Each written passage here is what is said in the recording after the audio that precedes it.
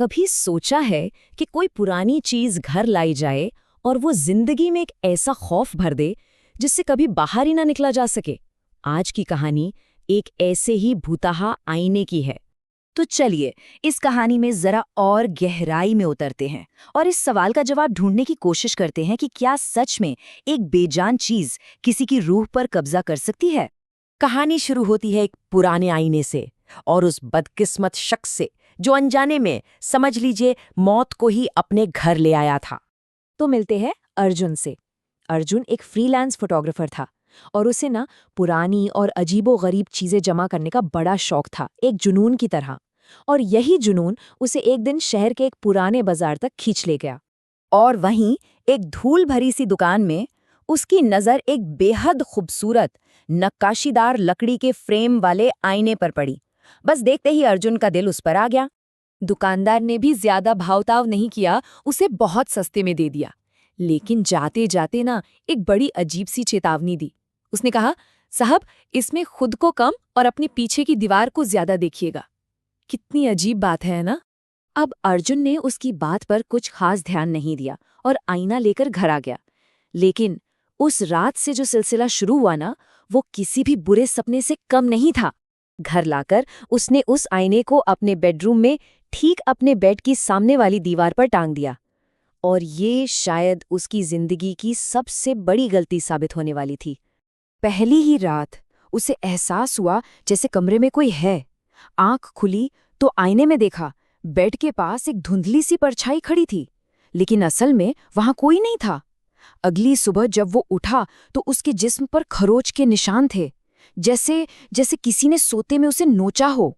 और उसके बाद तो हर पल हर घड़ी बस यही एहसास कि कोई उसे देख रहा है।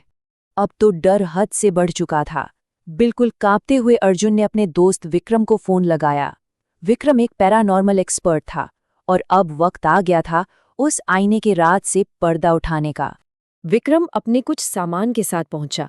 उसने एक मशीन निकाली, ईएमएफ मीटर कहते हैं उसे, जो ऐसी अजीब एनर्जी को नापता है।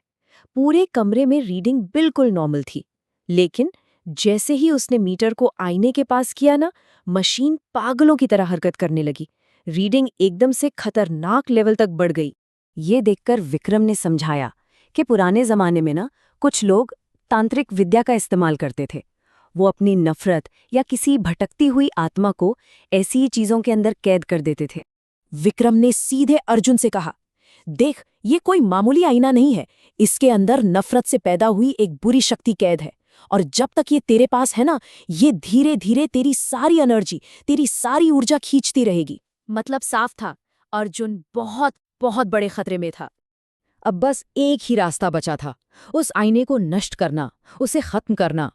लेकिन आईने के अंदर जो शक्ति थी वो इतनी आसानी से हार कहाँ मानने वाली थी।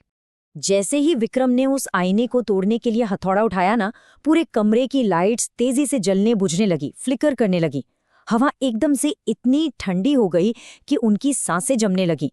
और फिर जो हुआ वो उन्होंने सोचा भी नहीं था।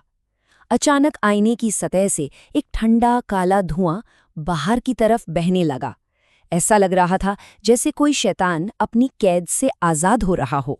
लेकिन सबसे डरावना, सबसे खौफनाक मंजर तो अभी बाकी था। अर्जुन ने जब हिम्मत करके आईने में देखा तो उसने पाया कि आईने के अंदर उसका अपना ही चेहरा धीरे धीरे बदल रहा था। हाँ, आईने के अंदर अर्जुन का ही चेहरा था, लेकिन उसकी आंखें वो पूरी तरह से काली हो चुकी थीं और वो आईने के अंदर से ही अर्जुन को घूर रहा था, ऐसे जैसे वो उसे अपने अंदर खींच लेगा। वो रात उस खौफ का अंत जरूर थी, लेकिन अर्जुन के लिए एक ऐसे डर की शुरुआत थी जो शायद कभी खत्म नहीं होने वाला था। ये देखते ही विक्रम ने बिल्कुल देरी नहीं की। उसने तुरंत एक खास मंत्र पढ़ना शुरू किया और आईने पर गंगा जल छिड़का। बस इतना करते ही आईने के अंदर से एक जोरदार चीख सुनाई दी और उसके शीशे पर एक दरार आ गई। विक्रम ने तब समझाया कि इसे हमेशा हमेशा के लिए खत्म करना है तो इसे वहीं दफनाना होगा जहां से इसकी मिट्टी जुड़ी है। तो उसी रात दोनों ने मिलकर उस शहर के एक पौराणिक कब्रिस्तान के पास एक सुनसान सी जगह ढूंढी। वहां एक गहरा गड्ढा खोदा और उस मनहूस आईने को उसमें दफना दिया। अर्जुन ने उस दिन के बाद से तौबा कर ली, कभी कोई पुरानी चीज घर लाने की हिम्मत नहीं की।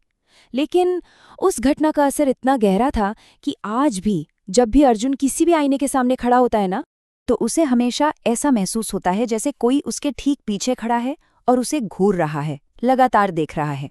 तो सवाल ये है कि क्या वो शक्ति सच में खत्म हो गई थी, या अब वो अर्जुन के जहन का ही एक हिस्सा बन चुकी है।